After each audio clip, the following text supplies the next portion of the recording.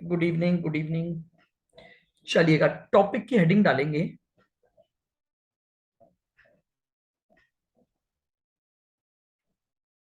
Number ध्यान है क्या? क्या है topic number?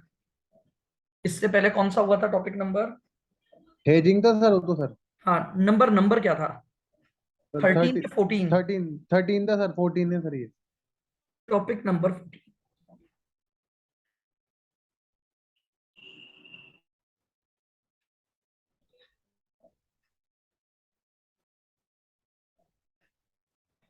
Cancellation of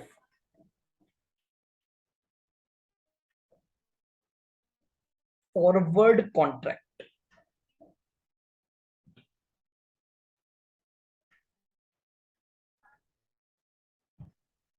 most important topic of chapter forex. Cancellation of forward contract. देखिए, कैंसिलेशन का मतलब क्या हुआ कि कई बार ऐसी कुछ सिचुएशन आ जाती हैं कि जिस पर्सन ने फॉरवर्ड कॉन्ट्रैक्ट बुक किया है वो उसको सेटल करने में एबल नहीं है।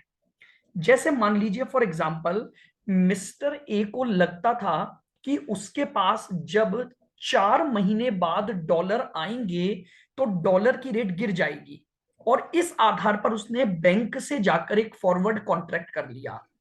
लेकिन जब उस फॉरवर्ड कॉन्ट्रैक्ट के सेटलमेंट की बात आई तो सामने वाली पार्टी ने उसे डॉलर दिए ही नहीं। कहीं कुछ समस्या हो गई, डॉलर उसको टाइम पर मिल नहीं पाए। अब मिल नहीं पाए तो वो बैंक के पास कैसे जाएगा? क्योंकि बैंक के साथ उसने कॉन्ट्रैक्ट किया था कि वो डॉलर ले जाकर बैंक को देगा और बैंक उसे बदले में इंडियन रुपी दे देगा। बट अगर उसके पास आगे से ही डॉलर नहीं आए तो वो ले जाकर बैंक को डॉलर नहीं दे सकता। तो ऐसी सिचुएशन में फॉरवर्ड कॉन्ट्रैक्ट को कैंसिल करना पड़ जाता है। तो कैंसिलेशन का मतलब क्या हुआ, तो इसमें लिखें सबसे पहले,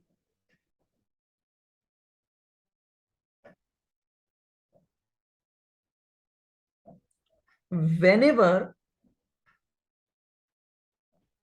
due to any reason, whenever due to any reason, if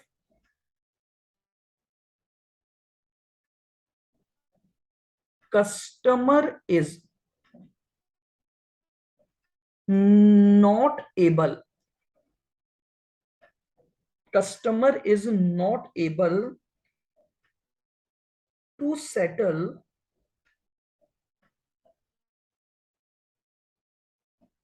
its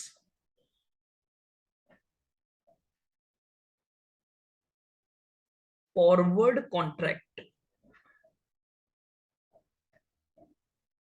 whenever due to any reason if customer is not able to settle its forward contract,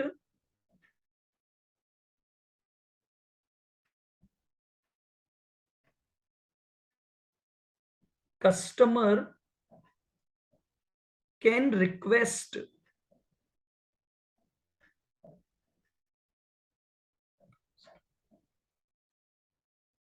for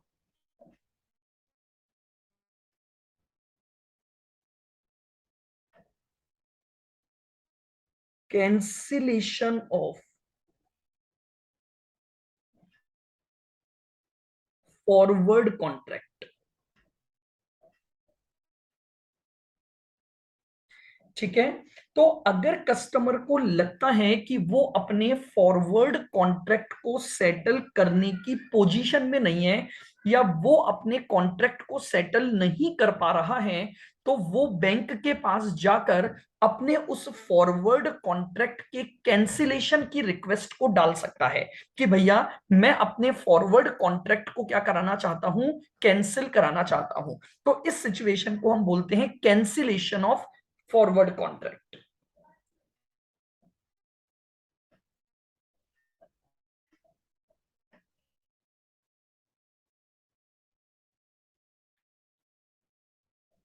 there may B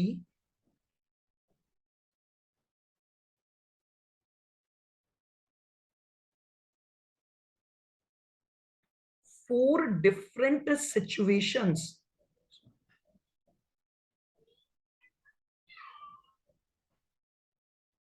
there may be 4 different situations for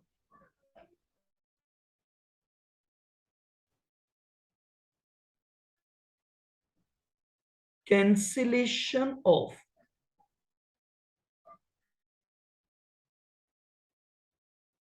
forward contract.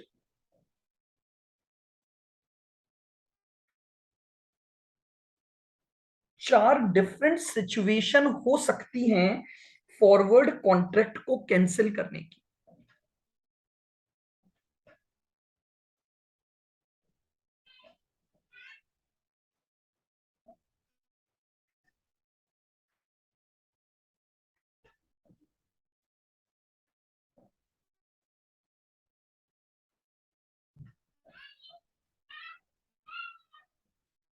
Situation number 1, यानी पहला situation या पहली case वो है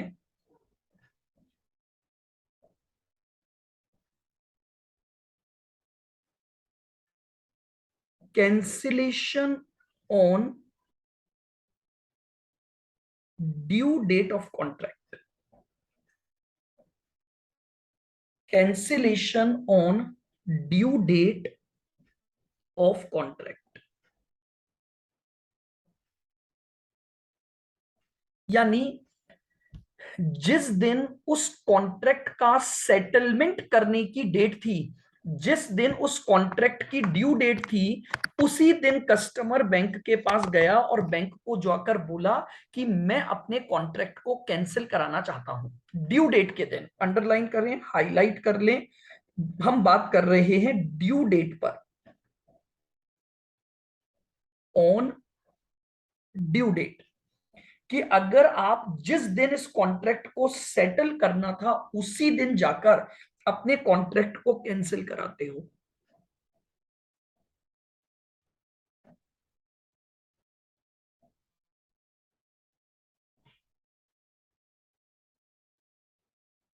situation number 2,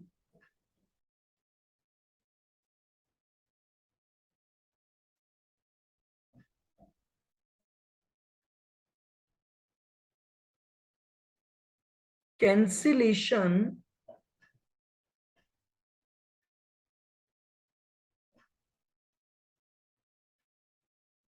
before due date, यानी अभी आपके पास settlement की डेट नहीं आई है, लेकिन आपको पहले ही पता लग गया कि मैं सेटलमेंट के दिन सेटल कर ही नहीं पाऊंगा। तो आप क्यों ड्यू डेट का वेट करोगे? आप बिफोर ड्यू डेट जाओगे बैंक के पास और अपने कॉन्ट्रैक्ट को क्या करा लोगे? कैंसिल करा लोगे। तो यह है cancellation before due date.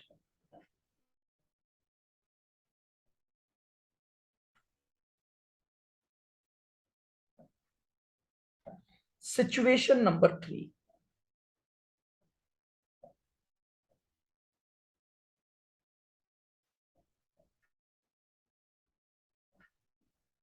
Situation number 3,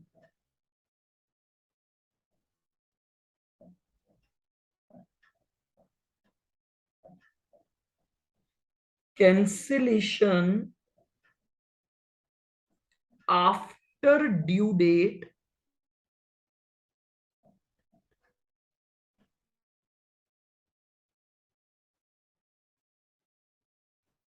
but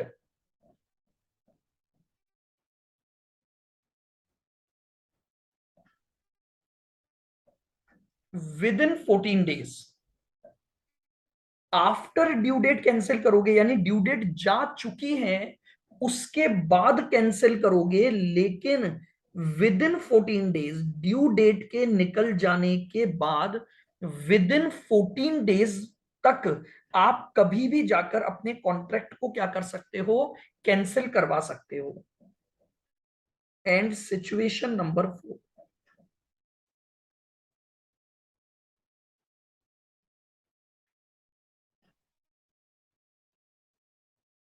situation number 4,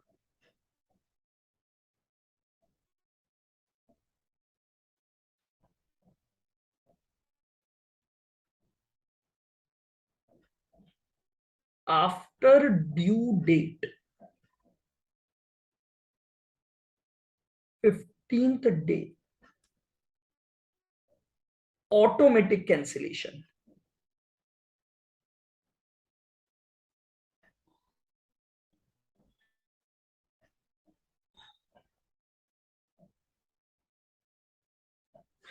पंद्रहवें दिन पर अगर अब आप रिक्वेस्ट न भी करो, बैंक मैक्सिमम 15 दिन तक रुकता है और 15वें दिन उस ट्रांजैक्शन को ऑटोमेटिक कैंसिलेशन पर डाल देगा।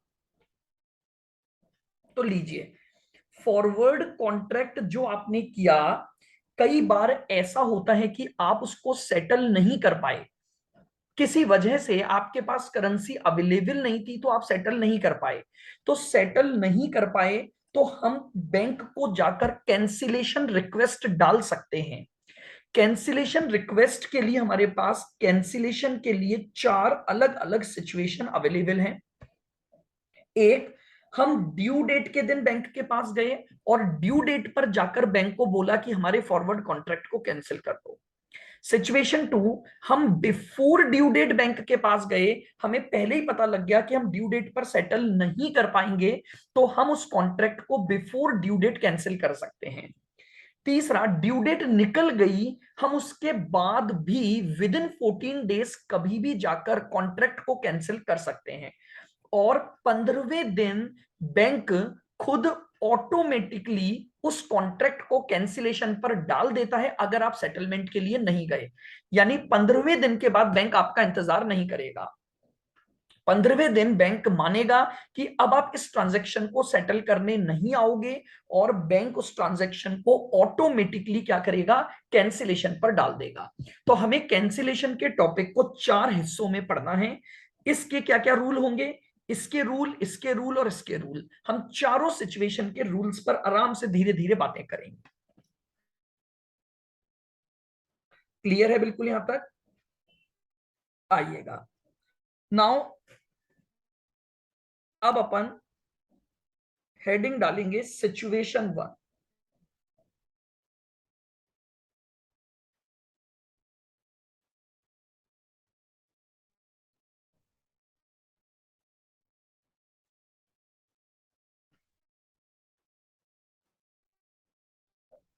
Situation 1,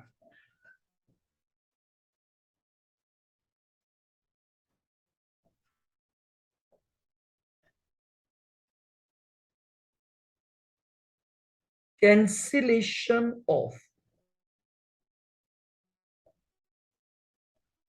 forward contract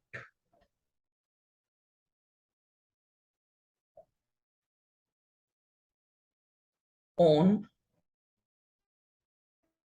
due date।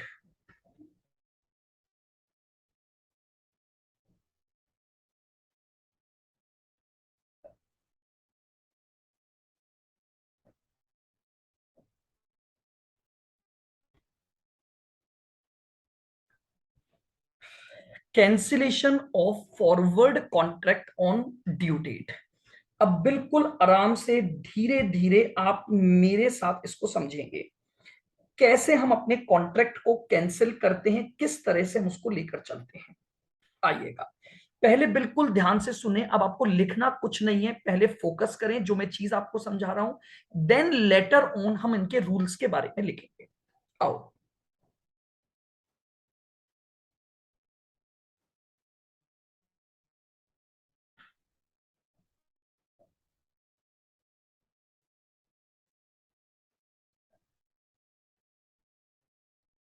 ये है मिस्टर ए,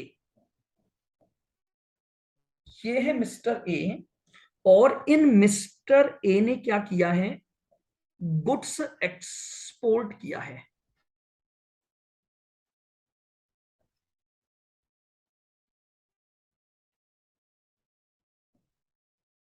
एक्सपोर्ट गुड्स $40,000 किसको, यूएसए के किसी पर्सन को। ठीक है,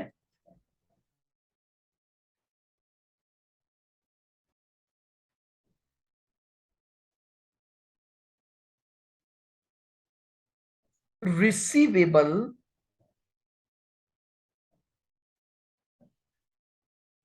आफ्टर 4 मंथ। और यूएसए वाले पर्सन से मिस्टर ए को ये जो डॉलर मिलेंगे, ये डॉलर 4 महीने बाद मिलेंगे। आज है 1 जनवरी 2022। तो बताइए इसकी ड्यू डेट कब आएगी? अगर 4 महीने बाद पैसा मिलेगा तो इसका मतलब हुआ ये ट्रांजैक्शन 4 महीने तक चल रहा है, और यहां जाकर इसकी ड्यू डेट या सेटलमेंट डेट आएगी। ड्यू डेट जनवरी, फरवरी, मार्च और अप्रैल, इसकी ड्यू डेट हो गई आपकी 30 अप्रैल 2022। सुनेंगे बहुत ध्यान से।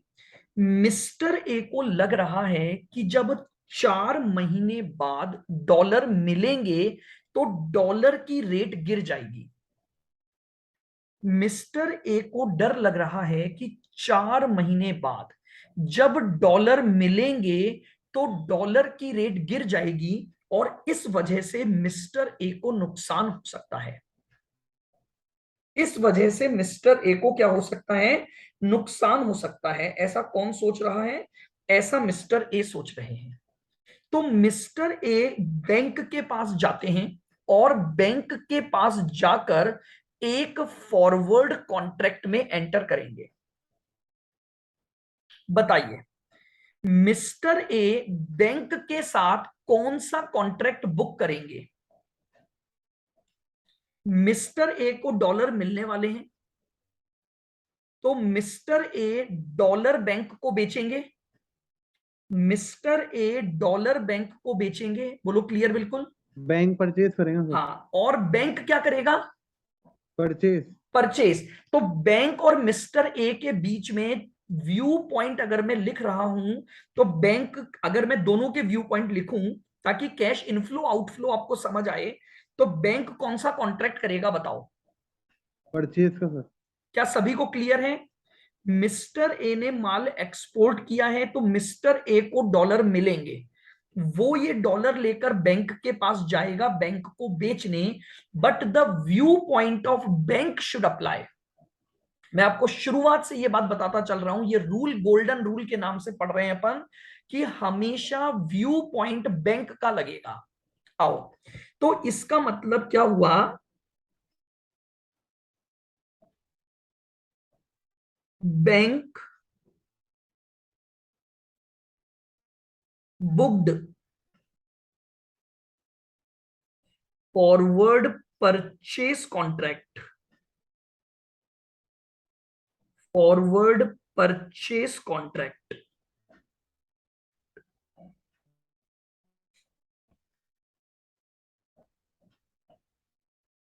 विथ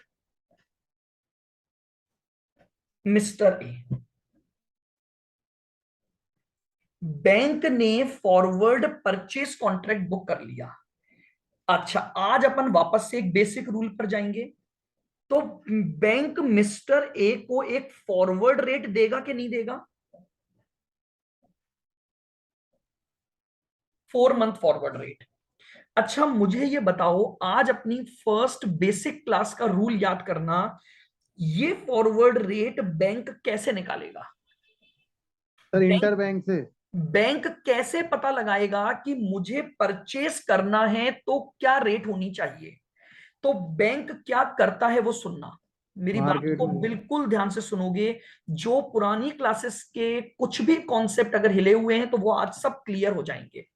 बैंक इस रेट को डिसाइड करने के लिए पहले मार्केट के पास जाएगा, इंटर बैंक मार्केट में जाएगा। लीजिए, यहां मैंने लिखा इंटर बैंक मार्केट। बिल्कुल धीरे धीरे समझना, अगर एक बार रूल बैठ गया सारे क्वेश्चन सही कर दोगे। इंटर बैंक मार्केट में गया। बताओ, जब बैंक और मार्केट के बीच में ट्रांजैक्शन होगा तो व्यू पॉइंट किसका लगेगा? मार्केट। मार्केट का। आओ, लेकिन अभी जरा हम बात करते हैं बैंक का। हमें अब सारी चीजें बैंक की तरफ से सोचनी है। बताओ, बैंक अगर कस्टमर से खरीदेगा तो मार्केट को ले जाकर बेचेगा कि नहीं बेचेगा? Yes sir. वापस सुनना, बैंक क्या सोच के साथ अपना प्रॉफिट कमाता है कि मैं कस्टमर से तो खरीद लूंगा और मार्केट को ले जाकर बेच दूंगा। यही सोचा होगा बैंक ने। बताइए, अगर परचेस की रेट आपको लानी है तो पहले यह पता लगाना पड़ेगा कि आगे मार्केट कितने में खरीदेगा आपसे, यानी आप मार्केट को कितने में बेचोगे। तो यानी बैंक ने क्या किया होगा? Bank booked forward sale contract with market.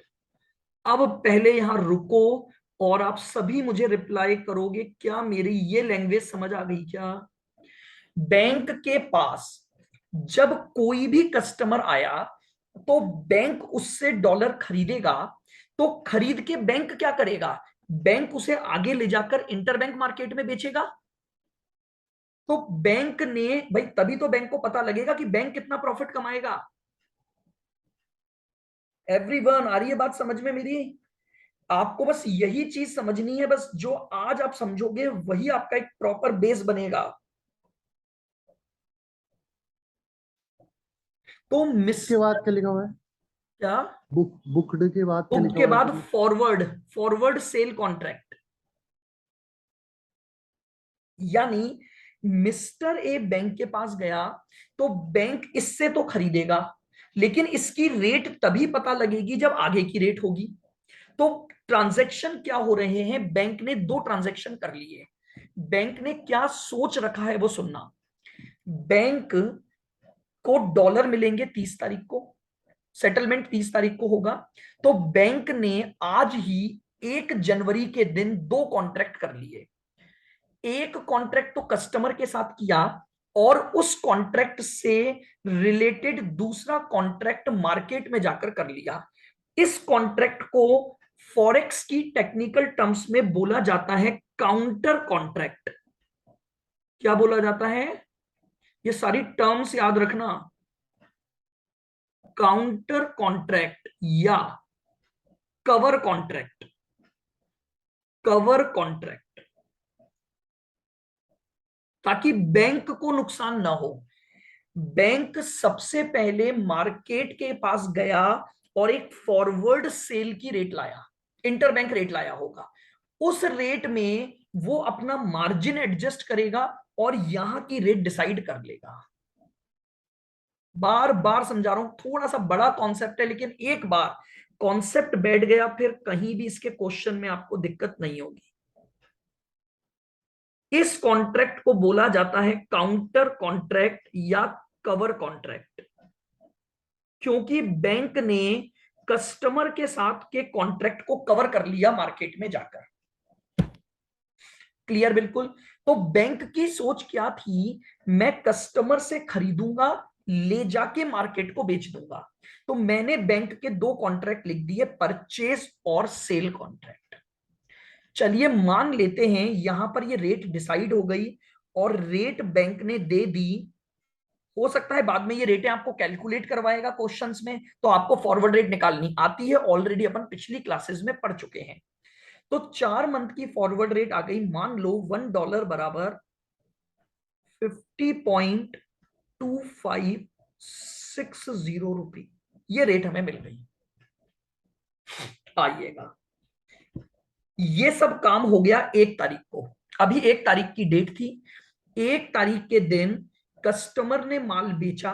Customer को लगा रेटें गिर सकती हैं क्योंकि लगातार डॉलर गिरता जा रहा है, तो उसे नुकसान हो जाएगा। इस नुकसान से बचने के लिए वो बैंक के पास गया और बैंक को बोला, मैं 4 महीने बाद डॉलर लेकर आऊंगा, बताओ किस रेट पर खरीदोगे। तो बैंक ने एक रेट उसे बता दी परचेस की, और बैंक ने भी एक कॉन्ट्रैक्ट बुक कर लिया सेल का। क्योंकि अगर बैंक ये कॉन्ट्रैक्ट नहीं करेगा तो रेट ही पता नहीं लगेगी, क्योंकि बैंक भी एक तरह से मीडिएटर के तौर पर काम करता है। ये हमने बिल्कुल बेसिक क्लास में सीखा था कि कस्टमर मार्केट में जा नहीं सकता, इसलिए ट्रांजैक्शन बैंक के थ्रू किए जाते हैं। तो कस्टमर की रिक्वायरमेंट के अकॉर्डिंग आप पहले मार्केट में जाते हो, वहां पर कॉन्ट्रैक्ट बुक करते हो, फिर कस्टमर को दे देते हो लाके रेट। यहां तक की बात क्लियर? आओ अब आगे क्या हुआ समझना। अब आएगी ड्यू डेट। 1 तारीख को ये सारी बातें हो गई। अब ड्यू डेट आ गई, यानी 30 अप्रैल। 30 अप्रैल का वो सुनहरा दिन, जिस दिन का बैंक को बेसब्री से इंतजार था, जिस दिन का बैंक को बेसब्री से इंतजार था। क्यों था? क्योंकि आज के दिन बैंक को प्रॉफिट मिलेगा, क्योंकि आज के दिन बैंक डॉलर को खरीदेगा और मार्केट को ले जाकर बेच देगा, तो बैंक प्रॉफिट अर्न कर लेगा। तो आज बैंक बहुत खुश है। आज बैंक बहुत खुश है क्योंकि आज बैंक प्रॉफिट कमाने वाला है। सुबह का समय है, सुबह का समय है। आज कस्टमर आएगा और अपने फॉरवर्ड कॉन्ट्रैक्ट को सेटल करेगा। ऐसा कौन सोच रहा है? ऐसा बैंक सोच रहा है। और सोचते सोचते और सोचते सोचते बैंक कुछ गाना गुनगुनाने लगेगा। आज फिर मिलने की तमन्ना है, आज फिर मिलने का इरादा है। क्योंकि आज बैंक को कस्टमर से मिलने की बहुत इच्छा है, बहुत तमन्ना है कि आज वो कस्टमर मेरे पास आए और मुझे डॉलर दे दे। लीजिए, सुबह का समय है, सुबह का समय बीत गया, कस्टमर नहीं आया। न कस्टमर आया, न कस्टमर ने कोई रिक्वेस्ट की कि भैया मेरे कॉन्ट्रैक्ट को कुछ कैंसिल करना है। सुबह बैंक बहुत खुश था। क्यों खुश था? क्योंकि आज उसे कस्टमर से मिलना था। लेकिन न तो कस्टमर आया, न उसने आने की कोई रिक्वेस्ट दी कि भैया मैं आ रहा हूं, कॉन्ट्रैक्ट को कैंसिल करना चाहता हूं। अब धीरे धीरे लंच टाइम हो गया, लंच टाइम हो गया। न तो कस्टमर आया, न उसकी कोई रिक्वेस्ट आई। क्या बैंक के दिल की धड़कनों में कुछ बदलाव होगा? उसे डर लग रहा है। भैया 12 बज गए, 1 बज गए, कस्टमर आया ही नहीं है और न उसकी कोई रिक्वेस्ट आई। तो अब बैंक क्या बोल रहा है? न चिट्ठी न कोई संदेश, जाने वो कौन सा देश, कहां तुम चले गए। तो क्या बात है बैंक सर। बैंक बोल रहा है भैया तुमने ना कोई चिट्ठी दी, ना कोई संदेश, तुम हो कहां, तुम आओ तो सही। दिन का समय और बीता, दिन का समय और बीता। चाय का टाइम हो गया, 4 बज गए, 4 बज गए। लेकिन न तो कस्टमर आया, न कस्टमर की रिक्वेस्ट आई। न तो कस्टमर आया, न कस्टमर की रिक्वेस्ट आई। बैंक की हालत बहुत खराब है। अब बैंक की हालत बहुत खराब है क्योंकि कस्टमर नहीं आ रहा है, तो बैंक के जो सपने थे वो टूट रहे हैं। तो बैंक क्या बोल रहा है? ढल गया दिन, हो गई शाम, ढल गया दिन, हो गई शाम। भैया तू आजा अब तो। दिन भी ढल गया है, शाम होने को आई, लेकिन कस्टमर फिर भी नहीं आया, कस्टमर फिर भी नहीं आया। अब आ गया दिन के अंत होने का समय। ये वो समय आ गया जब ड्यू डेट का दिन अंत था। और तभी अचानक बैंक को दूर से दिखाई दिया कि कस्टमर आ रहा है। बैंक को दूर से दिखाई दिया कि कस्टमर आ रहा है। ये कस्टमर है, शाम के वक्त पहुंचा, शाम के वक्त पहुंचा, और कस्टमर ने बैंक में जैसे ही एंटर किया, बैंक को बोला please cancel the forward contract, please cancel the forward contract,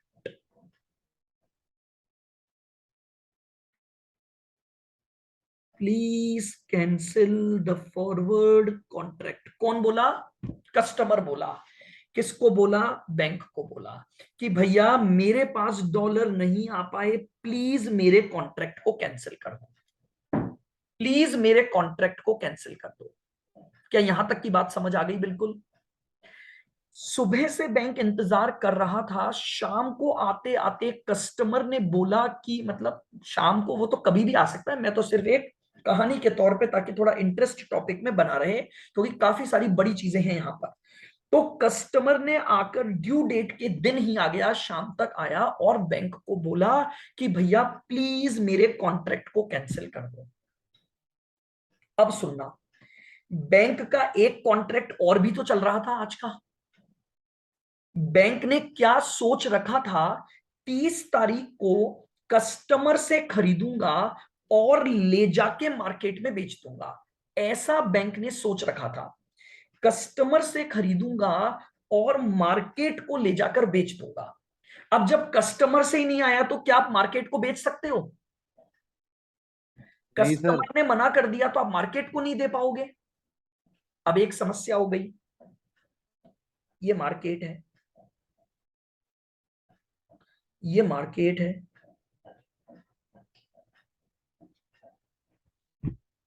ये भी तो सुबह से वेट कर रहा था कि बैंक आएगा और मुझे बेचेगा। अब कस्टमर ने, बहुत ध्यान से सुनना, कस्टमर ने बैंक को मना कर दिया तो बैंक पहुंचा मार्केट के पास। बैंक पहुंचा, ध्यान से सुनना बिल्कुल, मार्केट के पास। मार्केट ने, जानते हो बैंक को क्या बोला?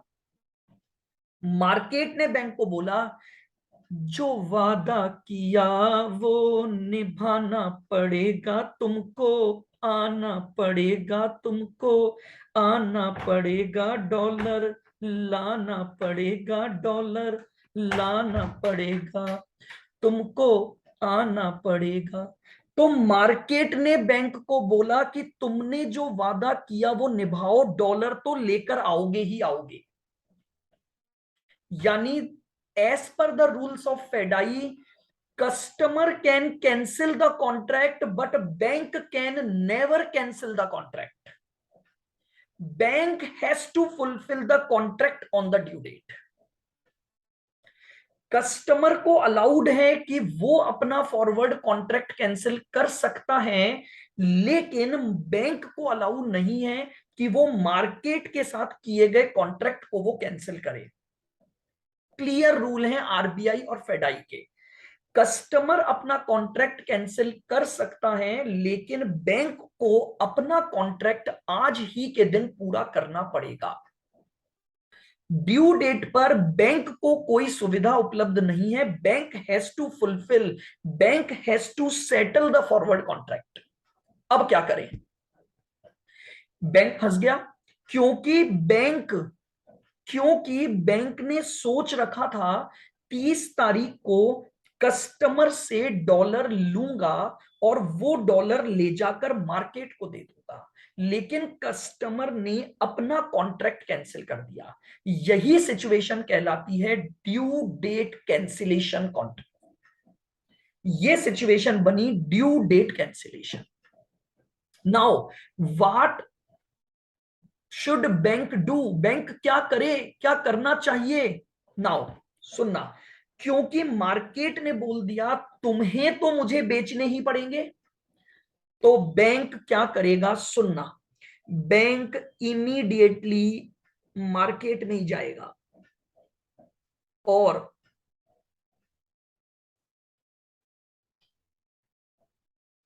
मार्केट से स्पॉट बेसिस पर, मार्केट से स्पॉट बेसिस पर $40,000 परचेस करके लाएगा।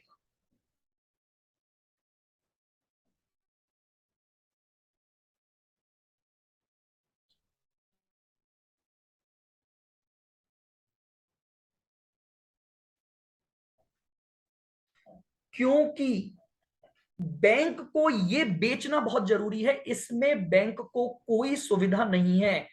कस्टमर अपने कॉन्ट्रैक्ट को अगर कैंसिल करता है तो ड्यू डेट के दिन बैंक को इमीडिएटली मार्केट जाना पड़ेगा।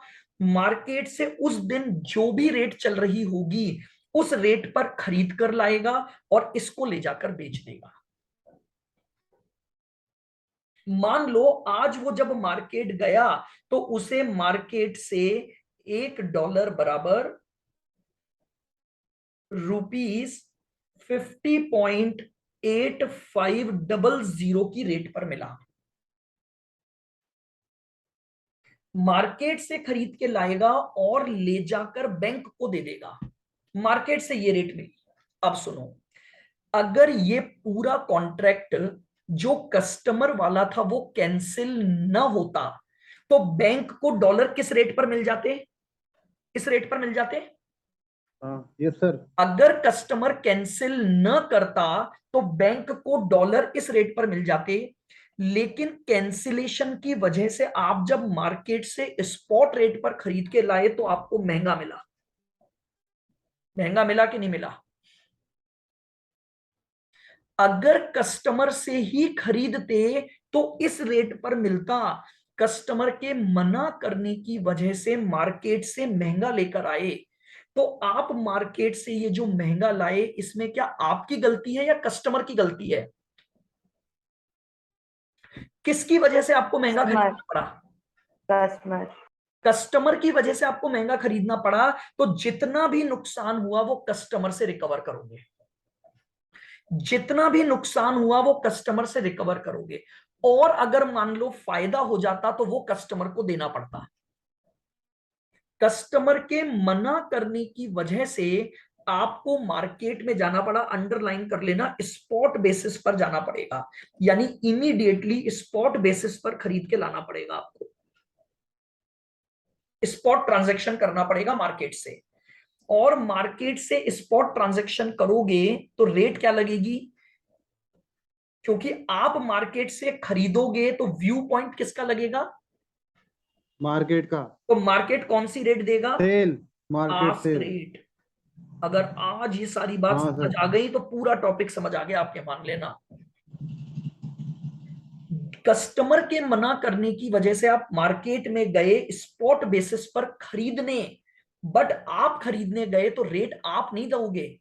आप खरीदने गए तो इसका मतलब मार्केट आपको बेचेगा। तो मार्केट आस्क रेट पर आपको बेचेगा। अब आपके पास दो रेट हो गई।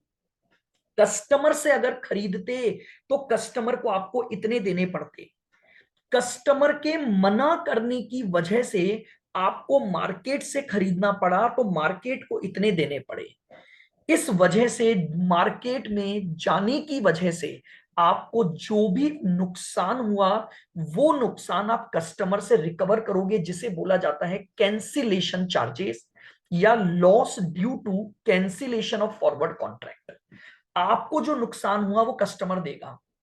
और अगर मान लो आपको फायदा हो जाता, आपको वो डॉलर सस्ता मिल जाता, तो आप वो फायदा कस्टमर को लौटाते। आप नहीं रख सकते थे, क्योंकि कस्टमर की वजह से ये समस्या आई है। तो जो भी फायदा या नुकसान होगा वो फायदा नुकसान आप किसको दे दोगे? कस्टमर को पास ऑन कर दोगे। बस यही रूल है कैंसिलेशन ऑन ड्यू डेट का।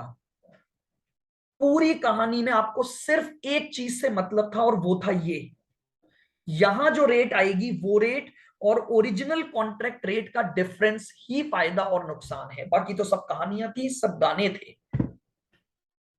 यानी रूल क्या बनेगा? जब भी कॉन्ट्रैक्ट ड्यू डेट पर कैंसिल होगा, बैंक को इमीडिएटली मार्केट से एक स्पॉट कॉन्ट्रैक्ट करना पड़ेगा, और वो जो रेट आएगी उस रेट और ओरिजिनल कॉन्ट्रैक्ट की रेट का डिफरेंस का ही लेन देन होगा।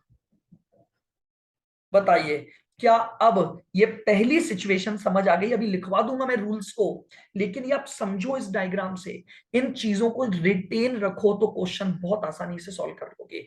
सिर्फ एक रूल बना कैंसिलेशन ऑन ड्यू डेट का, क्योंकि ये कॉन्ट्रैक्ट पूरा करना जरूरी है।